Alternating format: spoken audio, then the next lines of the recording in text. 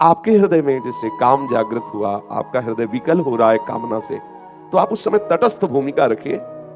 मेरे में काम नहीं है, मन में कामना जागृत हुई है और ये भोगने से नष्ट नहीं होगी, सहने से नष्ट होगी। अगर आपने कहीं गलती कर दी और ऐसी धारणा कर दी कि बहुत जल रहा हूं, यदि किसी क्रिया के द्वारा ये वेग शांत हो जाए तो फिर भजन बढ़िया होगा, ये बहुत बड़ी भूल की जा रही है। क्योंकि जहां आपने काम का भाव आने पर कोई भी चेष्टा की तो दोनों चेष्टाओं के परिणाम में आपका नाश हो जाएगा।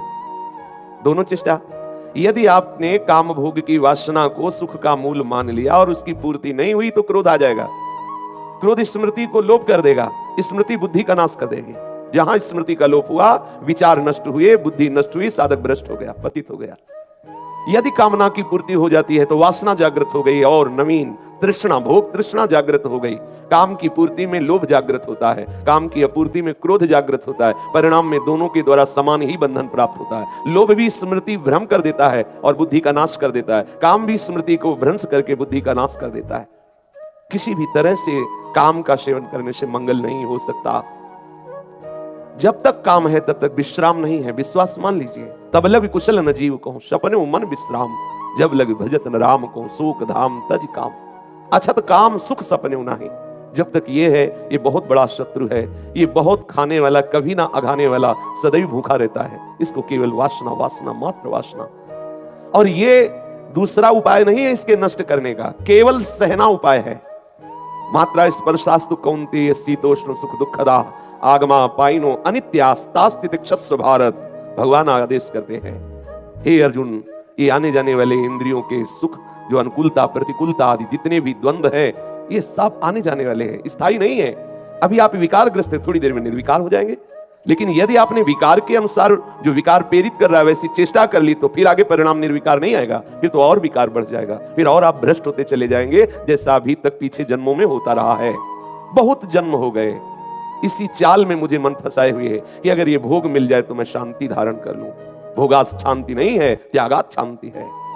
यम ही न व्यथयन्ते पुरुषम पुरुषर्षभ सम दुखा सुखाधीरम स्वमृतत्वाय कल्पते।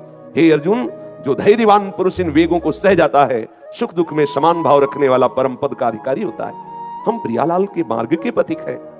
हमारा हृदय कामना से दूषित भी हो जाए तो ना हमें बोलना है कि हमारे अंदर कामना है, ना हमें कोई चेष्टा करनी, चुपचाप सह गए। सहे सो साधु सहत सहत बाढ़े भगति गृहतन गुरुहित गार। समझिए इस सूत्र को। अगर आप कहीं भी रोकर के कह देंगे कि हमारे अंदर काम है, हमारे अंदर क्रोध है, तो आपने उस असत वृत्ति की सत्ता दे दी। ठूठ का भूत मान लिया, वो पीछे पड़ जाएगा, है नहीं, वो पीछे पड़ जाएगा, आपको जलाएगा, आपको अशांत कर देगा, आपको परमार्थ भ्रष्ट कर देगा। इसकी सत्ता ही नहीं है जिसको आप मान रहे हैं हमारे अंदर काम आ गया, हमारे अंदर अमुक विकार आ गया। केवल भ्रम। उस भ्रम के कारण हम इस जगत को सत्य मानते हुए सच्चिदानंद प्रभु से इतनी दूरी, आज तक उनके दर्शन नहीं हुए, आज तक अपने प्रीतम से मिले नहीं, कभी आंसू गिरे उनके लिए, धिक्कार है जीवन को। प्रभु के लिए कभी रोए, कभी गुरुदेव के सामने खड़े होकर चिल्लाकर रोना आया कि प्रभु इतना समय चला गया लेकिन प्रीतम नहीं मिले, कृपा करो मुझे प्रभु मिल जाए। नहीं, मेरे अंदर काम, मेरे अंदर क्रोध, ये कोई खास बात है? पूरी सृष्टि में सबके हृदय में काम है, सब कामना से ही प्रकट हुए, इसलिए सबके अंदर काम के संस्कार है। इन्हीं काम के संस्कार को मिटा दे सब महात्मा, वही महात्मा है। आप जिस मार्ग के पथिक हैं, इस मार्ग का स्वरूप है सहना। हम सब कुछ सहेंगे और इसी सहने को देख करके प्यारे अधीन हो जाते हैं। मेरा भक्त मेरे लिए इतनी जलन सह रहा है, एक एक सेकंड का हिसाब होगा, ध्यान रखना। चाहे शास्त्र विरुद्ध आचरण करोगे तो या शास्त्र अनुकूल आचरण करोगे तो, ऐसा ना समझो कि कोई देख नहीं रहा। हमारा दयालु प्रीतम तुम्हारे हृदय में बैठे तुम्हारी जलन को देख रहा है। तुम उसके लिए जल रहे हो, तुम उसके लिए सब सह रहे हो, सबका उपहास सह रहे हो, सबकी निंदा सह रहे हो और नाना प्रकार के सांसारिक आकर्षणों का वेग सह रहे हो। तो जानते हो, कह रहे हैं ऐसे महात्मा के पीछे मैं डोलता हूं कि उसकी चरण रज मेरे ऊपर पड़ जाए और मैं पवित्र हो जाऊं। जरा विचार करो, पुण्य श्लोक महामहिमा में अखिल कोटि ब्रह्मांडों के स्वामी ये सौभाग्य दे रहे हैं उसी को, तो ऐसे थोड़ी बोल रहे हैं। जहां हम कोई भी वेग आया फिसल गए, किस बात के परमार्थ के पथिक है? नहीं सहा जाता तो हम एकांत में रोएंगे, हमारे कोई आंसुओं को देख न पावे, कोई जान न पावे हम क्यों रो रहे हैं। ये परमार्थ है, भगवत मार्ग है। बड़े भाग्यशाली हो जिस मार्ग में कदम रखा है। ये बाहरी किसी की प्रशंसा निंदा, कोई तुम्हें कहते बहुत अच्छे साधक हो, क्या मिलने वाला? कोई कहते बहुत नीच साधक हो, क्या हानि होने वाली? जो बहुमान करे को मेरो किए बहुमानत ना ही बढ़ाई, जो अपमान करे को केहूं किए अपमान नहीं लगदाई। मुझे अपने प्रीतम से मतलब है, दूसरे से नहीं। जब ऐसी भावना करोगे तो दूसरा कोई है ही नहीं, केवल प्रीतम ही आनंद है। इसलिए सबसे प्रार्थना है, इस मार्ग के उपासक को समझना है कि सबके अंतःकरण का सृजन कामना से हुआ है। सबसे पहले सृष्टि में कामना हुई, को हम भविष्यवान, कामना से ही सृष्टि है। हम सबके शरीरों का निर्माण काम चेष्टा से है, इसलिए हमारे अंदर परमाणु है, हमारे अंदर वही संस्कार है जिस चेष्टा से हमारा सृजन हुआ है। हम काम संकल्प से, काम चेष्टा से हमारे शरीर का सृजन हुआ है, इसमें वो परमाणु है। इन परमाणुओं को जो मिटा दे वही भगवान, इन परमाणुओं को जो मिटा दे वही भगवत भक्त, इन परमाणुओं को जो मिटा दे वही महात्मा। भगवान और भगवान के भक्त में किंचिन मात्र भेद नहीं होता। ब्रह्मविद ब्रह्मैव भवति, जानत तुम्हें तुम्हें हो जाए। एक कामना ने विविध रूप धारण करवा करके फंसा दिया और निष्कामता अपने स्वरूप में स्थित कर देगी। थोड़े दिन की बात है, आप इसका महत्व खत्म कर दीजिए। जो आप इसे बहुत हवा माने हुए, बहुत बड़ा अरे भाई काम आ गया तो कौन सी बड़ी बात हुई, पड़ा रहने दो एक कोने में। ये अनित्यास्तितिक्षस्व भारत, ये नाशवान वृत्ति आई है, एक क्षण में नष्ट हो जाएगी। अगर उसका चिंतन किया, उसका महत्व दिया, उसको चेष्टा की, उसके सुख की तरफ आकर्षित हुए तो खत्म, फिर आपका परमार्थ खत्म। फिर उसी का चिंतन करते रहो, नवीन नवीन भोगों के संकल्प बनते रहेंगे। सावधान, ये सत्संग केवल मनोरंजन नहीं हो रहा, सावधान। ये परमार्थ का पथ केवल ऐसा नहीं है कि केवल वाग विनोद या केवल इससे मन का विनोद है। मन को मारना, हर इंद्रिय के वेग को सह जाना, तभी हमारा गोविंद उसके अधीन हो जाता है। ये खेल है। ये अगर कोई कह दे कि भगवान इतना निर्दयी क्यों है, निर्दयी नहीं, ये खेल है और उसका इनाम है। यदि आप इस खेल में सही ढंग से खेल गए तो इस खेल से मुक्त करके अपने चिदानंद खेल में शामिल कर लेगा। आप बहादुर हैं, घबराइए नहीं। आप प्रभु के बच्चे हैं, आप प्रभु के जन हैं। प्रभु ने आपको चुना है, पूरी सृष्टि में आपको चुना है। आप सोचिए कितने लोग हैं जो इस परमार्थ में चलते हैं। चलने वालों में कितने हैं जिनका लक्ष्य होता है भगवत प्राप्ति। उन लक्ष्य वालों में कौन दृढ़ता पूर्वक उस लक्ष्य को बेधता, कौन उस लक्ष्य को प्राप्त करता है। कोई बिरला, को एक पाव भगति चिमि मोरी, जो कहो हरिवंश रस बिरलो समझनहार, एक दोई जो पाइए खोजी सब संसार। रोज चर्चा इसी बात की हो रही, सहन करना, हमारा मार्ग सहन करना, मुस्कुराते हुए सहन करना। प्यारे से प्यार करने के लिए हम हर परिस्थिति के लिए राजी हैं। ये जो हम छोटे छोटे विकारों में रो देते हैं, छोटे छोटे विकारों में परेशान हो जाते हैं, अरे बड़ी जलन हो रही, अरे ये बिल्कुल नहीं। ये कायर पुरुषों वाले लक्षण प्रकट नहीं करने, ये सूरवीरों का मार्ग है। बड़ो ही कठिन है भजन ढिग डरिबो, नागरीदास ने कहा। जैसे एक सती अपने पति से प्यार करती है, अपना जीवन पति के लिए समर्पित कर देती है, पति के अंतर्धान होते ही उसको अपने शरीर से बिल्कुल राग नहीं रहता। जैसे एक योद्धा अपने देश पर प्रेम करने के लिए न जाने कितने अस्त्रों का प्रहार हंसकर सहकर मृत्यु स्वीकार कर लेता, पराजय नहीं। ऐसा भजनानंदी उपासक होता है। हजारों वार हो माया के, फिर भी वो हरि शरणम, फिर भी वो अपने प्रभु को पुकारता हुआ आगे बढ़ेगा, पीछे नहीं। इन विकारों का सत्ता स्वरूप सत्य भाव आना ही हमारे लिए पतन का कारण है। इनकी सत्ता नहीं, हंसते हुए मिटा दो। अंदर जो विकार आ रहा, किसी से द्वेष हो रहा, आपके हृदय में कहीं निंदा के शब्द चुभ रहे हैं, अपमान बुरा लग रहा है, ये विकार आपके हृदय में वेग आकर के आपको परेशान कर रहे, कब? जब आप उनका महत्व देते हैं। अगर आप तत्काल हट, बस साधक का इतना ही होता है, अंदर से ऐसे किया, इसका कोई महत्व नहीं, आगे लग गया, नामबाड़ी में लग गया, नामबाड़ी में चित्त को लगा। आप देखो तो करके, थोड़ी देर जलन हुई, शांत हो गया।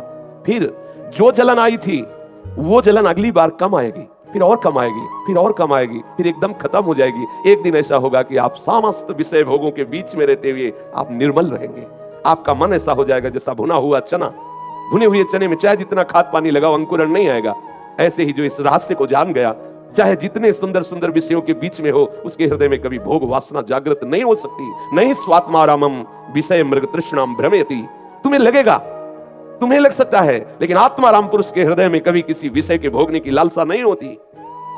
जो सच्चिदानंद तत्व को जान गया, उसके हृदय में फिर ये राग नहीं होता। या रहस्य रघुनाथ कर बेग न जाने कोई, जो जाने रघुपति कृपा सपने मोह न होए। प्यारे, बहुत बड़ी कृपा हो गई है, चूकना मत। ये विकार आपको ठगिए, आपको आकर्षित करेंगे, चूकना मत। मैं जलना पसंद करूंगा, परमार्थ भ्रष्ट होना नहीं। ये स्वीकार करो, हृदय से स्वीकार करो। तुम्हारी स्वीकृति में दम है। तुम अगर स्वीकृति अगर हृदय में बैठा लो कि स्वयं भगवान आवे और मुझे विशेष सेवन की आज्ञा करें, तो मैं उनकी इस आज्ञा का पालन नहीं करूंगा, आप विजय को प्राप्त होंगे, आपको कोई परास्त नहीं कर पाएगा। आपके संकल्प में भी बहुत सामर्थ्य है, क्योंकि आप चिदानंद तत्व के चिदानंद अंश हैं। आप अपने स्वरूप का विस्मरण करके भोगों को इतना महत्व दे दिया कि आप रो रहे हैं। आप अंदर से इतने हार रहे हैं कि मैं कैसे चल पाऊं, कदापि नहीं, ऐसा कदापि नहीं होना चाहिए। अगर वास्तविक आनंद का परिचय प्राप्त करना है तो थोड़ी यात्रा ये आग वाली है, आग वाली यात्रा। सावधान। सत्संग का तात्पर्य है अंदर की जो हमारी उलझने हैं उनको सुलझा देना। कुछ ना बोलो, चुप रहो। अंदर कोई भी विकार आवे, चुप रहो, शांत रहो। उनकी सत्ता नहीं है, उनका महत्व नहीं है। चिल्लाओ मत, किसी से बोलो मत कि मेरे अंदर क्रोध आ गया, मेरे अंदर काम आ गया, मेरे अंदर मोह। चुपचाप सह जाओ। कोई पूछे कैसे हो, बहुत अच्छा है, बड़ी कृपा है, आप देख लो, उनकी सत्ता ही खत्म हो जाएगी। आपने महत्व दे रखा है प्यारे, बहुत बड़ा दांव लग गया है, बाजी जीत लो, हारना मत। एक निमिष के लिए भी ध्यान न छूटे, नाम न छूटे, फिर देखो कौन विकार तुम्हें परास्त करता है। जब आप स्वीकार करते हैं तब काम है, जब आप नाम भूल जाते तब काम है, जब आप ध्यान भूल जाते तब काम है। नहीं तो राधा वल्लभ लाल को हृदय ध्यान मुख नाम कहां काम है, कहां काम है। आप सत्संग में जब एकाग्रता पूर्वक सुन रहे होते हैं तो उस समय कौन सा काम होता है, क्यों नहीं होता? क्योंकि आपका चित्त प्रभु की लीला श्रवण में, प्रभु की सिद्धांत श्रवण में लगा हुआ है। तो यही स्थिति आप बराबर क्यों नहीं रखते? एक रस स्थिति पाने के लिए आप नित्य अभ्यास भजन का जो कर रहे हैं उसमें अंतराय क्यों आ गया, निरंतरता क्यों नहीं रही? नाम कैसे छूट गया, रूप का ध्यान कैसे छूट गया, ये काम का स्मरण कैसे आ गया, ये क्रोध क्यों आया, ये द्वेष की प्रवृत्ति क्यों आई, निंदा क्यों सुनाई दी? ये अपने को देखना है। आप उपासक हैं, आप क्यों अनाथों की तरह विकल हो जाते हैं? मेरे अंदर ये विकार है, और आप एकांत में कुचेष्टा कर बैठते हैं, आप एकांत में मनन करने लगते हैं भोग वासना का, फिर आपको लगेगा जीवन व्यर्थ है बिना भोगों के। अब हम सावधान हो जाए। उपासक को कभी भी जीवन में अपने अंदर आए हुए विकारों को सत्य नहीं मानना। कभी हमें किसी से नहीं कहना कि हमारे अंदर ये विकार है, नहीं कहना, उनकी सत्ता ही नहीं है, मानना ही नहीं है, बिल्कुल नहीं मानना। आपको लग रहा हो कि जाके जाए न पाए बेवाई, वो क्या जाने पीर पर आई, आपको क्या पता चले। तो भैया 13 वर्ष की अवस्था से घर से निकले थे भगवत कृपा से, और अभी आप जो अवस्था देख रहे हैं कुछ दिन की है। ये जो आप देख रहे हैं भीड़ भड़ा के सब माया का जो लीला विलास है भगवान का, कुछ दिन देख रहे हैं, पूरा जीवन हो गया जलते हुए। और इस जलन में जो आनंद मिला हम तुम्हें कैसे बताएं, उसी आनंद को आप श्रवण कर रहे हो। ऐसा ना समझे कि ये हम केवल बोल ही रहे हैं, इसको सहा नहीं गया पूरी जीवन। अगर हमारा जीवन प्रभु के लिए है तो प्रभु सिर्फ मेरे हैं, ऐसा अनुभव होता है। सिर्फ मेरे, मेरे प्रीतम, मेरे स्वामी। और कितना दुलार करते हम तुम्हें कैसे बतावें, वाणी की सामर्थ्य नहीं कि दुलार कैसे उनका दुलार होता है। अगर वो 10% जलन देते हैं तो 1000% शीतलता देते हैं। आप शीतलता का विस्मरण करके जलन का स्मरण करेंगे तो कैसे आप आगे बढ़ पाएंगे? उनकी उस शीतलता की तरफ देखें, ये भुनगा है ये सब काम क्रोध। सच्ची मानिए, आप जिनको बहुत तूफान माने हुए हैं, मेरे प्रभु की मुस्कान के आगे भुनगा है। नाम जापक, आप सोचिए, नवीन अवस्था है हरिदास जी की। कुटिया में एक वेश्या नवीन अवस्था की श्रृंगार करके आती है, नाना प्रकार से वो चेष्टाओं के द्वारा उनके भजन में बाधा पहुंचाने। क्या हुआ? 3 दिन में वेश्या हरिदासी हो गई, भगवत भजन परायण हो गई, और वो महात्मा कुटिया छोड़ करके चल दिए। यह है प्रभाव नाम का।